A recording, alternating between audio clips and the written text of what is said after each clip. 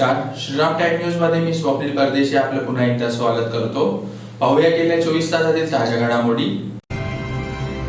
तोडगा काढण्यासाठी बोलवूनही निराशा केल्यामुळे मेथी येथील शेतकऱ्यांतर्फे जिल्हाधिकारी कार्यालयाच्या प्रवेशद्वारासमोर बसून करण्यात आले आंदोलन। देशाच्या पोशिंद्याचा हातात आलेला घास परतीच्या पावसाने हिरावून घेतल्यामुळे तातडीने पंचनामे करून नुकसान भरपाईची मागणी। धुळे व नंदुरबार जिल्हा आशा गट प्रवर्तक कर्मचारी युनियनचे 5वे अधिवेशन संपन्न। जिजामाता कन्या वसतिगृह आणि जिजामाता कन्या वसतिगृहातील अल्पवयीन पीडितेला न्याय मिळावा यासाठी सुरू करण्यात आले धरणे आंदोलन। आता बातमीपत्र विस्ताराने। शिंदखेडा तालुक्यातील मेथी येथील शेतकऱ्यांना जिल्हाधिकारी कार्यालयात तोडगा काढण्यासाठी बोलूनही शेतकऱ्यांच्या पदरी निराशा पडल्यामुळे शिवसेना उभाटा पक्षाचे ग्रामीण जिल्हा प्रमुख शहानाभाऊ सोनवणे व शेतकऱ्यांतर्फे जिल्हाधिकारी कार्यालयाच्या प्रवेशद्वारासमोर बसून ठिय्या आंदोलन करण्यात आले। शिवसेना उभाटा पक्षाचे जिल्हा प्रमुख शहानाभाऊ सोनवणे यांच्या नेतृत्वाखाली मेथी गावातील शेतकरी आपल्या न्याय हक्क मागण्यांसाठी टाटा पॉवर कंपनीच्या कार्यालयासमोर सनदशीर मार्गाने आमरण उपोषणाला बसले होते। त्यानंतर एका शेतकऱ्याने टावरवर चढून आत्महत्या करण्याचा प्रयत्न केला। त्यामुळे शेतकऱ्यांना जिल्हाधिकारी कार्यालयात आश्वासन देऊन तोडगा काढण्यासाठी बैठकीस बोलावण्यात आले होते, परंतु शेतकऱ्यांच्या पदरी निराशा आली। त्यामुळे मंगळवारी शेतकऱ्यांनी जिल्हाधिकारी कार्यालयाच्या बाहेर गेटवर बसून आंदोलन केले। आम्हाला शासन न्याय देत नसेल तर आम्हाला दिलेले पैसे परत घ्या व आमची शेती आम्हाला परत द्या अशी मागणी त्यांनी केली। यावेळी शिवसेना उभाटा गटाचे जिल्हा प्रमुख शहानाभाऊ सोनवणे, सर्जेराव पाटील, गिरीश देसले, संतोष देसले, ईश्वर पाटील, शैलेश सोनार, योगेश पाटील, योगेश गिरासे, बन्सीलाल सोनवणे, संजय मालचे, मोहन पारधी, प्रभाकर भिल, राजू पारधी, गणेश आगडे, विशाल पारधी, रवींद्र दाभाडे, ज्ञानेश्वर भिल, प्रकाश सोनवणे, प्रकाश माळी, तुळशीराम आयरे, देवराम सोनवणे, प्रवीण माळी, जगतसिंग गिरासे, राजकोर पारधी, धुपाबाई भिल, लताबाई भिल, खटाबाई पारधी, निर्मलाबाई पारधी, पूनम पारधी, सिंधुबाई पारधी, कल्पना चव्हाण, सविताबाई माळी, मंगलबाई भिल यांच्यासह शेतकरी व गावातील महिला उपस्थित होत्या। दिवसापूर्वी आमचा एक शेतकरी मेथी या ठिकाणी आंदोलन करत असताना तो टावरवर चढून त्याने आत्महत्या करण्याचा प्रयत्न केला होता। त्यावेळेस प्रशासनाने त्याच्याशी चर्चा करून आम्ही 28 तारखेला कलेक्टर मॅडमांकडे बैठक लावतो आणि शेवटचा तोडगा आपण काढू त्याच्यातनं असं म्हणून आज बैठक लावलेली होती। आणि मेथीचं आंदोलन हे शेतकऱ्यांचं गेल्या 2-2.5 महिन्यापासून चालू आहे, परंतु अनेक बैठका झाल्या, परंतु तोडगा काय काढत नाही, तोडगा निघत नाही। आणि या ठिकाणी जे शेतकरी आहेत ते अनुसूचित जाती जमातीचे गरीब शेतकरी आहेत आणि त्याच्यामुळे कोणीही लक्ष द्यायला तयार नाही। आज परत फसवणूक केली। आम्हाला सुरुवातीला सातपुडा सभागृहामध्ये बसवलं, चर्चा झाली, त्याच्यातनं मार्ग काढू आज असं ठरलं, म्हणजे आज शेवटची बैठक, परंतु आमच्या हाती आमच्या पदरी निराशा आली।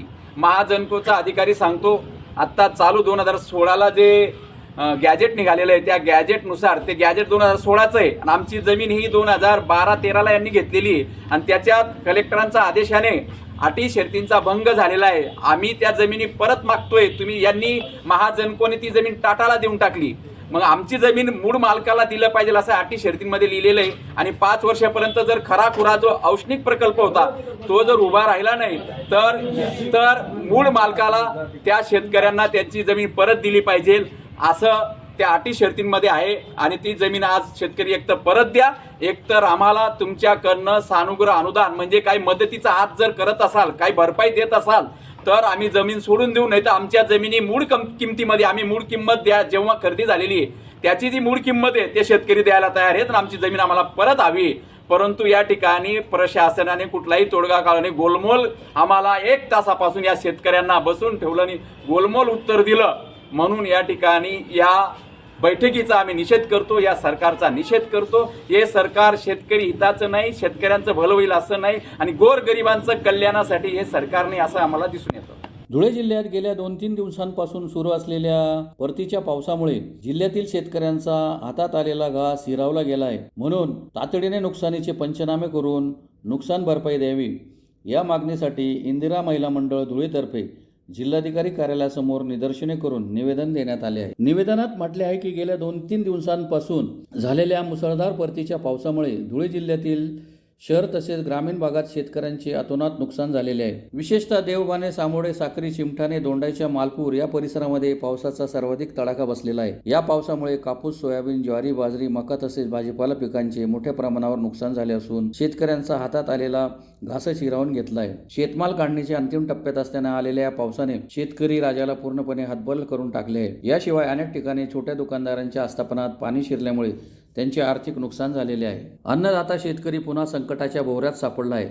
त्यामुळे शासनाच्या वतीने नुकसानग्रस्त भागांची कृषी खात्याकडून तात्काळ पाहणी करावी, विनाविलंब पंचनामे करून अहवाल शासनाकडे सादर करावा, शेतकऱ्यांना तातडीची नुकसान भरपाई उपलब्ध करून द्यावी आदी मागण्या करण्यात आल्या आहेत. यावेळी इंदिरा महिला मंडळाच्या अध्यक्ष मीरा सरोज, सचिव प्रभा परदेशी, अमित कुमार बडगुजर, ज्योती बोरसे, ज्ञानेश्वर चौधरी, सजन चौधरी, मनीषा चौधरी, भागवत पाटील, अनिल पाटील, महेश कोतवाल आदी उपस्थित होते. शेतकरी देशाच्या पोशिंद्याला त्यांचा जो अवकाळी पाऊस पडलेला आहे मोठ्या प्रमाणात, त्या संदर्भात आम्ही कलेक्टर मॅडमला निवेदन द्यायला आलेलो आहे की देशाच्या पोशिंद्याला सरसकट भरपाई तातडीने देण्यात यावी.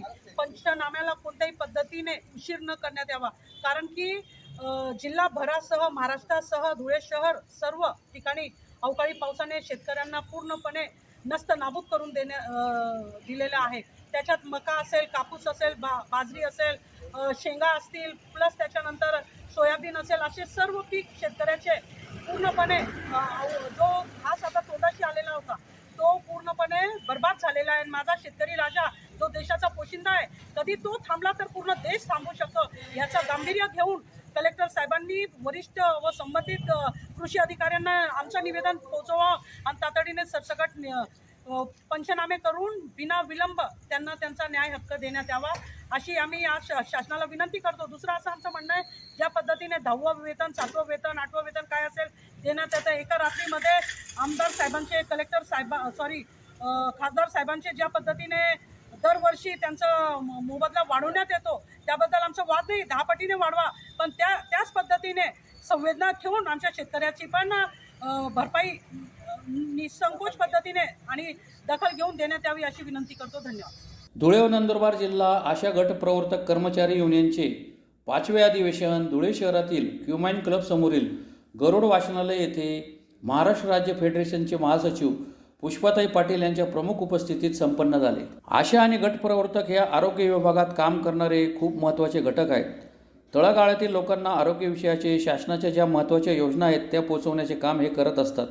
तसेच साथीचे आजार, गरोदर माता, लहान मुले तसेच विविध आजारांसंदर्भात सेवा आशा आणि गट प्रवर्तक हे देत असतात. त्यांचे मानधन व मोबदल्यासंदर्भात या अधिवेशनात शासन दरबारी नियमित सदनशीर मार्गाने मागण्या होत असतात. आजच्या अधिवेशनाच्या माध्यमातून सरकारला आशा आणि गट प्रवर्तकांचे काम लक्षात घेऊन त्यांच्या मागण्या मान्य करण्याबाबत ठराव करण्यात आला. यावेळी महाराष्ट्र फेडरेशनचे महासचिव पुष्पाताई पाटील, नाजमीन पिंजारी, दीपक सोनवणे, राजेंद्र चौरे, बबलू कुमावत, प्रदीप बडगुजर, शरद पाटील आदी उपस्थित होते. धुळे शहरातील जिजामाता कन्या वसतिगृह येथे अल्पवयीन मुलीवर झालेल्या अत्याचाराप्रकरणी गुन्हा दाखल करूनही न्याय मिळत नसल्याने ऑल इंडिया पॅन्थर सेना महिला जिल्हाध्यक्ष अनिता सोनवणे यांनी शहरातील क्युमाइन क्लब समोर मंगळवारी धरणे आंदोलन केले. धुळे शहरातील जिजामाता कन्या वसतिगृह येथे अल्पवयीन मुलीवर झालेल्या अत्याचाराच्या प्रकरणाने संपूर्ण शहर हादरले होते.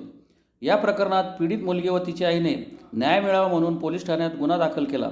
परंतु तपास अधिकारी सहाय्यक पोलीस निरीक्षक वर्षा पाटील यांनी तपास प्रक्रियेत गंभीर अनियमितता केल्याचे तसेच पीडित कुटुंबावर दबाव व धमक्या दिल्याचा आरोप करण्यात आला आहे. धरणे आंदोलनात सहाय्यक पोलीस निरीक्षक वर्षा पाटील यांना तात्काळ निलंबित करावे, रेक्टर हेमांगी शिंदे यांना तात्काळ अटक करून सखोल चौकशी करावी, संपूर्ण तपास स्वतंत्र, निष्पक्ष आणि वरिष्ठ अधिकाऱ्यांच्या देखरेखीखाली करावा, पीडित मुलगी व तिच्या आईला पोलीस संरक्षण द्यावे, तपासात सहभागी सर्व संबंधित अधिकारी कर्मचारी यांच्यावर चौकशी समिती नेमावी आदी मागण्या करण्यात आल्या आहेत. क्रांतिकारी जय भीम, जय शिवराय, जय आदिवासी भावांना, तुम्ही आज बघते, आज माझा आंदोलनाचा 2रा दिवस आहे.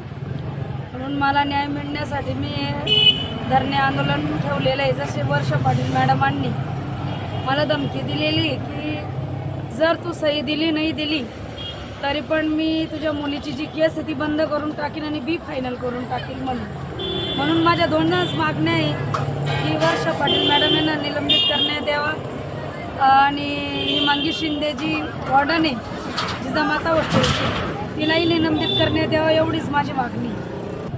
जसं तुम्ही बघताय माझ्या मुलीचा मुद्दा, जसं तिला शाळेमध्ये टॉयलेट बाथरूम व घरातले धुणे भांडे करायला लावत होते.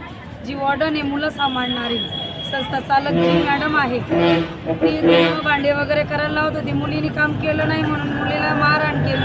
एकदम गंभीरपणे मुलीचा हात मोडण्यात आलेला आहे, तिला मारहाण करण्यात आली. सगळ्यांनी तर आधी माझ्या आत्मदानाची पण न्यूज बघितलीच आहे. परत माझ्यावर अशी वेळ आली तर मला कुठंच न्याय मिळत नाही. आता कोणाकडे न्यायाची अपेक्षा करायची? पोलीस प्रशासनातले लोक जर मला असे धमक्या देतील तर मी न्याय कोणाकडे मागायचा? पुन्हा एकदा पाहूया ठळक घडामोडी. तोडगा काढण्यासाठी बोलवूनही निराशा केल्यामुळे मेथी येथील शेतकऱ्यांतर्फे जिल्हाधिकारी कार्यालयाच्या प्रवेशद्वारासमोर बसून करण्यात आले आंदोलन.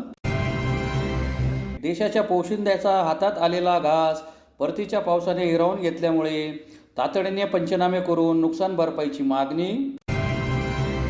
धुळे व नंदुरबार जिल्हा आशा गट प्रवर्तक कर्मचारी युनियनचे 5वे अधिवेशन संपन्न. जिजामाता कन्या वसतिगृह आणि जिजामाता कन्या वसतिगृहातील अल्पवयीन पीडितेला न्याय मिळावा यासाठी सुरू करण्यात आले धरणे आंदोलन. याचबरोबर श्रीराम टाइम न्यूजचे बातमीपत्र संपले. दिवसभरातील ताज्या घडामोडींसाठी पाहत राहा श्रीराम टाइम न्यूज. भेटूया पुढील प्रसारणात. तोपर्यंत नमस्कार.